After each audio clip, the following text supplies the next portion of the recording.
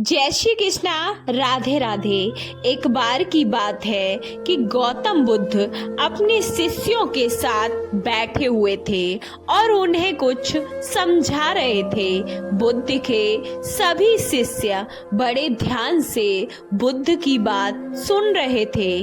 बुद्ध और उनके सभी भिक्षुओं ने देखा कि एक आदमी बहुत तेजी से उनकी ओर आ रहा है और वह आदमी अत्यधिक गुस्से में है और कुछ बड़बड़ा भी रहा है। उस व्यक्ति को देख गौतम बुद्ध के कुछ शिष्य समझ जाते हैं कि यह व्यक्ति कुछ गलत करने के उद्देश्य से गौतम बुद्ध के पास आ रहा है। इसलिए गौतम बुद्ध के दो शिष्य दौड़कर उस आदमी के पास चले जाते हैं और उसे रोक देते हैं। वह उस व्यक्ति से पूछते हैं कि तुम कौन हो और तुम्हें किससे मिलना है। वह व्यक्ति गौतम बुद्ध के शिष्यों से कहता है, मेरे रास्ते से दूर रहो। आज मैं इस बुद्ध को ही सबक सिखाऊंगा। उस व्यक्ति की बातें सुनकर गौतम बुद्ध के शिष्य उस व्यक्ति को शांत करने की कोशिश करने लगते हैं और उस व्यक्ति को शांत करने का अत्यधिक प्रयास भी करते हैं, लेकिन वह व्यक्ति शांत नहीं होता है। बुद्ध उस व्यक्ति को देखते हैं और मुस्कुराते हैं। फिर अपने शिष्यों से कहते हैं, मेरे प्रिय भिक्षुओं, उसे आने दो मेरे पास। वह मुझसे कुछ कहना चाहता है। बुद्ध की आज्ञा का पालन करते हुए बुद्ध के भिक्षु उस व्यक्ति के रास्ते से हट जाते हैं। फिर वह व्यक्ति बुद्ध के पास आकर खड़ा हो जाता है। जैसे ही व्यक्ति बुद्ध के पास पहुंचता है, वह बुद्ध को गालियां देना शुरू कर देता है। बुद्ध उस व्यक्ति की गालियां सुनते रहते हैं और शांत रहते हैं, परंतु उसे कोई भी उत्तर नहीं देते हैं। काफी देर तक बुद्ध को गाली देने के बाद व्यक्ति मन में सोचता है कि मेरी गालियों का तो बुद्ध पर कोई भी असर नहीं हो रहा है। तभी उस व्यक्ति का गुस्सा और भी बढ़ जाता है और वह व्यक्ति बुद्ध पर थूक देता है। इसके बाद बुद्ध एक कपड़ा उठाते हैं और उस थूक को पोंछते हैं। यह देखकर गौतम बुद्ध के सभी भिक्षु क्रोध से भर जाते हैं, लेकिन बुद्ध की अनुमति के बिना कोई भी भिक्षु अपना क्रोध व्यक्त नहीं करता है और वह व्यक्ति फिर से बुद्ध पर थूकता है और बुद्ध फिर से अपना वही कपड़ा उठाते हैं और उस थूक को साफ करते हैं। फिर बुद्ध मुस्कुराकर उस व्यक्ति से कहते हैं कि मित्र, तुम और कुछ कहना चाहते हो क्या? जैसे ही वह व्यक्ति बुद्ध का यह प्रश्न सुनता है तो वह व्यक्ति अंदर तक हिल जाता है। फिर वह व्यक्ति बुद्ध को कोई उत्तर नहीं दे पाता है और तुरंत वहां से चला जाता है। बुद्ध के सभी भिक्षुओं के मन में यह सवाल उठता है कि उस व्यक्ति ने बुद्ध को इतना अपमानित किया, इतना भला बुरा कहा, लेकिन फिर भी बुद्ध ने उस व्यक्ति से ऐसा क्यों कहा और क्या वह कुछ और भी कहना चाहता था? सभी भिक्षुओं में से एक भिक्षु बुद्ध से पूछता है कि आपने उस व्यक्ति से ऐसा क्यों कहा और क्या वह कुछ और भी कहना चाहता था, जबकि साफ था कि वह शख्स यहाँ कुछ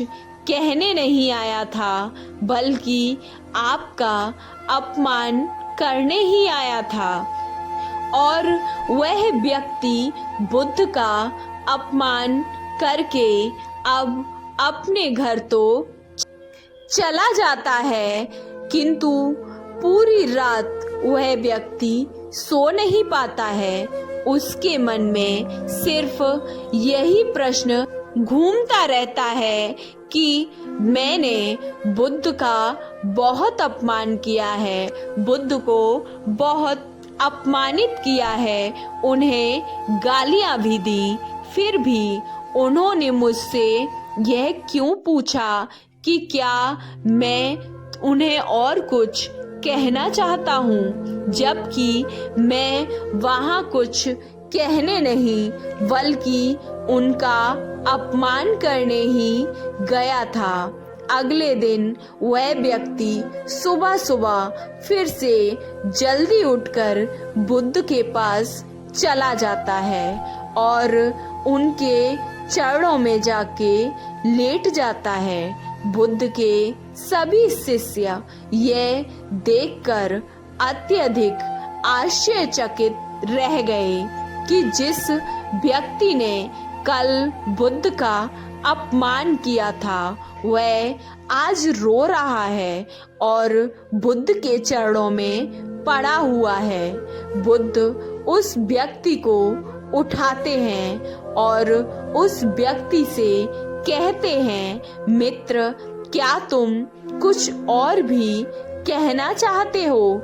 इसी बीच बुद्ध के एक भिक्षु ने बुद्ध को टोकते हुए उनसे पूछा, बुद्ध, कल जब यह व्यक्ति आपका अपमान कर रहा था तो आपने तब भी यही कहा था, क्या आपके पास कहने के लिए कुछ और है? और आज यह व्यक्ति आपके चरणों में पड़ा पड़ा रो रहा है और आज भी आप यही बात इससे कह रहे हो। इसका अर्थ क्या है बुद्ध? कृपया मुझे बताएं और बुद्ध कृपया करके हमें समझाइए। तो बुद्ध कहते हैं कि बात को कहने के लिए शब्द असमर्थ हैं। कल भी यह व्यक्ति मुझसे कुछ कहना चाहता था पर शब्द असमर्थ थे, इसलिए क्रोध में आकर उसने मुझ पर थूक कर वो बात मुझसे कहने का प्रयास किया था और आज भी शब्द असमर्थ हैं और वह उसकी जगह उसके आंसू कह रहे हैं जो यह कहना चाहता है। उसके बाद वह व्यक्ति बुद्ध से कहता है कि बुद्ध, मुझे क्षमा कीजिए, मैंने आपका बहुत अपमान किया है। बुद्ध कहते हैं कि तुम्हें क्षमा मांगने की कोई भी आवश्यकता नहीं है, क्योंकि तुमने ही क्रोध किया है और उसका दुख भी भोगा है। इसमें तुमने दूसरे किसी को क्या नुकसान पहुंचाया है? बुद्ध अपने सभी भिक्षुओं और उस व्यक्ति से कहते हैं कि क्रोध जलते हुए अंगारे की तरह है जिसे हम अपने हाथ में पकड़ते हैं और किसी और पर फेंकने के लिए, लेकिन हम ये भूल जाते हैं कि सबसे पहले उस अंगारे से खुद का ही हाथ जलता है। उम्मीद करती हूँ कि इस कहानी से आपको आपको आज बड़ी सीख मिली होगी।